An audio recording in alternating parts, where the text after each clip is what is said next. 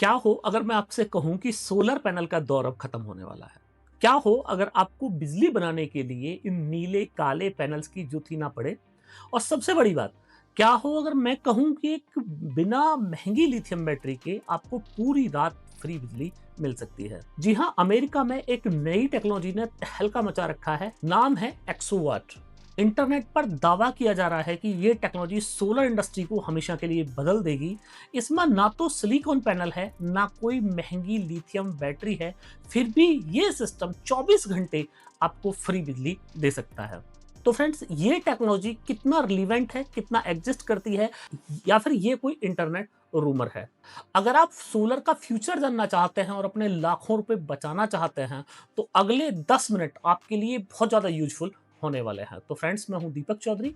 तो सबसे पहले ये समझते हैं कि आखिर दुनिया इस नई टेक्नोलॉजी के पीछे पागल क्यों हो रही है, जब ऑलरेडी हमारे पास में सोलर पैनल हैं, अच्छा खासा काम कर रहे हैं। हर साल हमारे सोलर पैनल की इफिशियंसी 1 से 2% तक बढ़ रही है। तो फिर एक नई मुसीबत मोल लेने की जरूरत क्या है? क्यों ही नई टेक्नोलॉजी में घुसना है? तो देखिए, सोलर की 3 बड़ी कमी जिसे आप और हम सब लोग जानते हैं। तो सबसे पहली कमी क्या है कि अगर सनलाइट है तो सोलर सिस्टम काम कर रहा है। अगर सनलाइट नहीं है तो आपको एनर्जी लेने के लिए बड़े-बड़े बैटरी बैंक पे डिपेंड होना पड़ेगा, या तो फिर डीजल जनरेटर, या तो फिर ग्रिड पावर पे डिपेंड होना पड़ेगा। चूंकि सनलाइट हमारे पास लिमिटेड टाइम के लिए है, तो इसलिए हमें कोई ऐसा सोर्स चाहिए जो हमें 24 आवर्स निर्बाध रूप से बिजली की सप्लाई कर पाए। अब जैसे ही टेक्नोलॉजी बदली है, वैसे ही लेड एसिड बैटरी की जगह लिथियम बैटरी ने ले ली है, और लिथियम आयन बैटरी के भी बहुत सारे सब्स्टिट्यूट खोजे जा रहे हैं।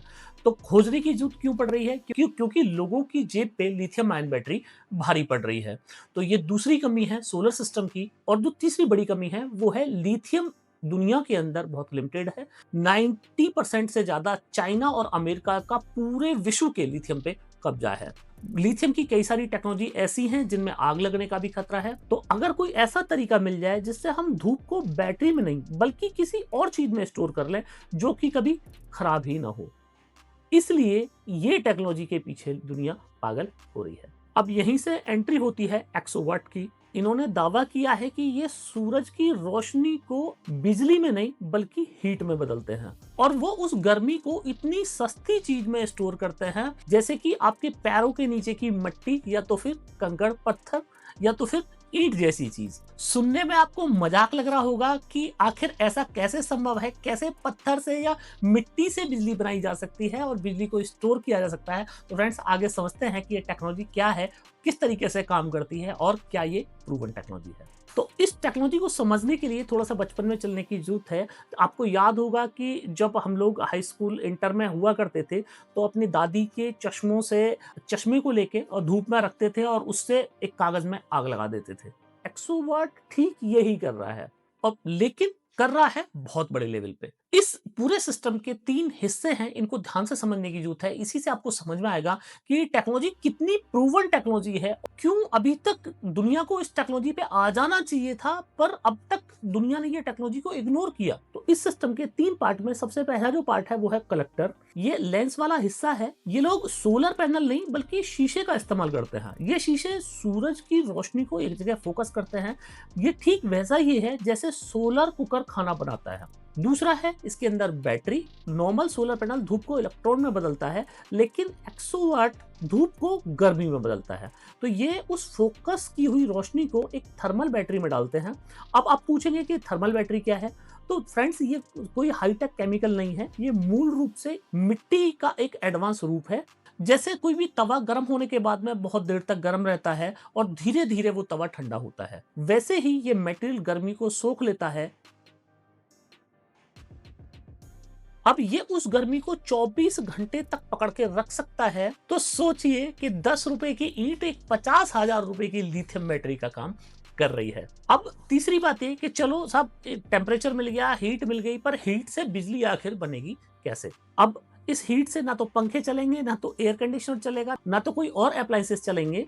तो यहाँ पे ये लोग एक 200 साल पुरानी टेक्नोलॉजी लेके आए हैं। ये है स्टर्लिंग इंजन। ये इंजन पेट्रोल या डीजल से नहीं चलता, ये चलता है टेम्परेचर के डिफरेंस से। तो जैसे कि इंजन की टेक्नोलॉजी होती है, इंजन है, ये सेम इसी तरीके से काम करता है कि एक तरफ बहुत ज्यादा गर्मी है और एक तरफ बहुत ज्यादा ठंड है, तो इस टेम्परेचर से पिस्टन जो है चलने लगता है। तो फार्मूला क्या है? गर्मी बनी, इंजन घूमा, जनरेटर चालू और बिजली आपकी बननी शुरू हो गई। अब यहाँ तक सब कुछ सुनने में कितना अच्छा लग रहा है, कितनी सस्ती फ्री की एनर्जी, ना किसी धूप का झंझट, ना किसी और चीज का झंझट, पुरानी टेक्निक, फ्री की बिजली। पर यहाँ पे सोचने की बात यह है कि अगर ये टेक्नोलॉजी इतनी ही अच्छी थी, इतनी ही प्रूवन थी, तो आज तक इस टेक्नोलॉजी को क्यों बहुत सारे लोगों ने अडेप्ट नहीं किया? और क्या टेस्ला जैसी कंपनी, दुनिया की सबसे बड़ी कंपनी, पागल है जो लिथियम आयन बैटरी के पीछे भाग रही है, इस सस्ती टेक्नोलॉजी को क्यों नहीं अडॉप्ट करती है? तो यहाँ पे एक बड़ा कैच है जो आपको कोई नहीं बता रहा है। स्टर्लिंग इंजन का एक हिस्ट्री रही है, वो बहुत नाजुक होते हैं, थोड़े से महंगे पड़ते हैं। उसके बाद भी ओपन एआई के मालिक, जो हम चैट जीपीटी यूज करते हैं उसकी मैं बात कर रहा हूं, उसके मालिक सैम एल्टमन ने इस कंपनी में करोड़ों डॉलर का इन्वेस्ट किया है। क्यों किया है? क्योंकि उन्हें कुछ ऐसा पता है जो हम लोगों को नहीं पता है। तो आइए जानते हैं कि इस मशीन में ऐसा क्या सीक्रेट फार्मूला है जिसने बड़े बड़े इन्वेस्टर्स की नींद उड़ा दी है। तो असली खेल है एआई और कॉस्ट का। आजकल एआई का जमाना है, बड़े बड़े डाटा सेंटर्स को 24 घंटे बिजली चाहिए।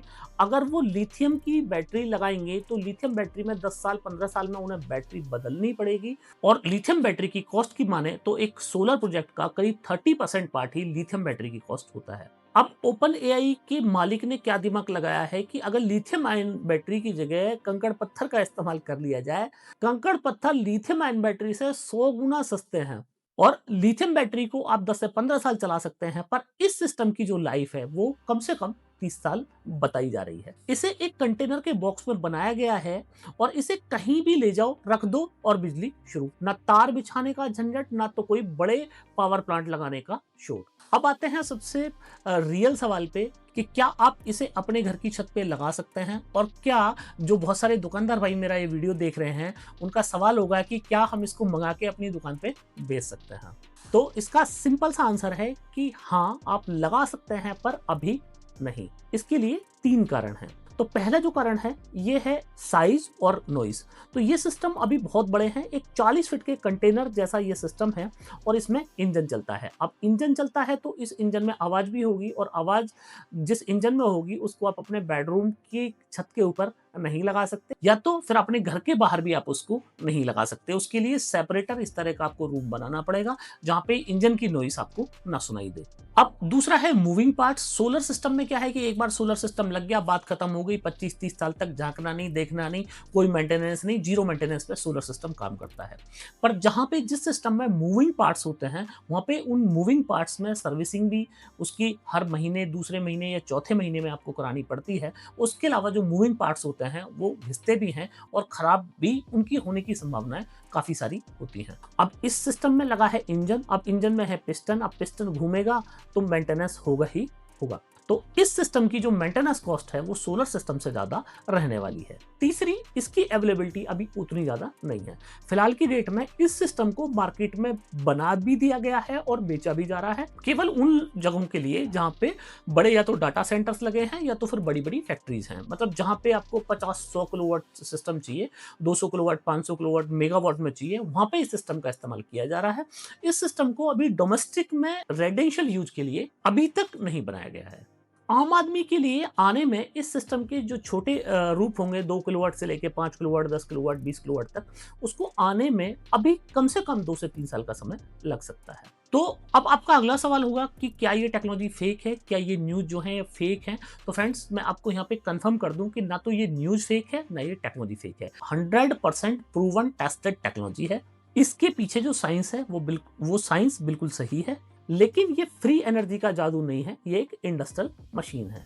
तो फ्रेंड्स, आपका अगला सवाल कि कॉन्सोल्यूशन क्या? एक्सोवाट क्या एक शानदार टेक्नोलॉजी है? क्या आने वाले टाइम में लिथियम बैटरीज की मार्केट से छुट्टी कर सकती है? क्या सोलर पैनल की जो इंडस्ट्री है उस इंडस्ट्री को आने वाले टाइम में ये नई टेक्नोलॉजी खा जाएगी? तो फ्रेंड्स, इसका सीधा सा आंसर है कि हाँ, अगर बैटरी स्टोरेज की बात करें तो इस तरह की टेक्नोलॉजी अगर हमारे पास आ जाती है जिसके अंदर एनर्जी स्टोरेज करने में कम से कम 100 गुनी कम कीमत लग रही हो, तो ऐसी टेक्नोलॉजी वास्तव में रेवोल्यूशनरी टेक्नोलॉजी होती हैं और ऐसी टेक्नोलॉजी को बहुत तेजी से अडॉप्ट भी किया जाता है तो आने वाले टाइम में जब इसके डोमेस्टिक मॉडल्स आएँगे और मार्केट में उनको टेस्ट किया जाएगा, तो एक्चुअल ग्राउंड पे उसकी क्या परफॉर्मेंस रहती है, वो परफॉर्मेंस डिसाइड करेगी कि आने वाले टाइम में ये सिस्टम क्या लिथियम बैटरी को चैलेंज कर सकता है, या तो फिर ये भी बहुत सारी टेक्नोलॉजी की तरह एक नया रूमर है। पर हमें खुश होना चाहिए कि दुनिया में ऐसी नई खोजें हो रही हैं, पर सवाल एक, इंडिया आखिर क्या कर रहा है? दुनिया कहीं से कहीं पहुंच रही है। अगर आपने मेरी कुछ लेटेस्ट वीडियोस देखे हैं, तो उस लेटेस्ट वीडियो में मैंने एक से एक बढ़ के टेक्नोलॉजी आपको दिखाई है कि आने वाले टाइम में एनर्जी सेक्टर में चाइना से लेके अमेरिका, जर्मनी, जापान तक एक से एक वहाँ की कंपनियां नई-नई टेक्नोलॉजी लेके आ रही हैं।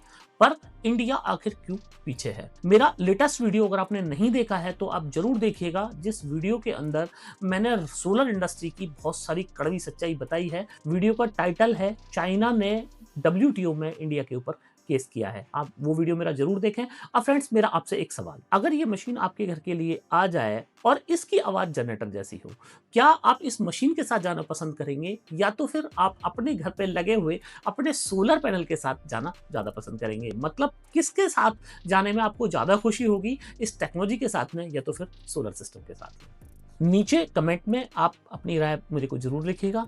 साथ ही अगर आपको ये जानना है कि 2026 में इंडिया का सबसे बेस्ट सोलर पैनल कौन-सा है, तो उसके लिए मेरी वीडियो के एंड स्क्रीन में आप मेरा वो वीडियो देख सकते हैं, जिस वीडियो को मैंने दिसंबर 2025 के फुल कोहरे में शूट किया है, और वहाँ पे मैंने दिखाया है इंडिया के अंदर अभी तक जो अवेलेबल टेक्नोलॉजी है, उन टेक्नोलॉजी में सबसे ज़्यादा बिजली कौन-सा पैनल बनाता है। तो फ्रेंड्स, मुझे पूरी उम्मीद है कि आप लोगों को मेरा वीडियो बहुत पसंद आया होगा। वीडियो पसंद आया हो तो इस वीडियो को ज़्यादा से ज़्यादा लोगों तक शेयर करना, चैनल को सब्सक्राइब करना ना भूलें।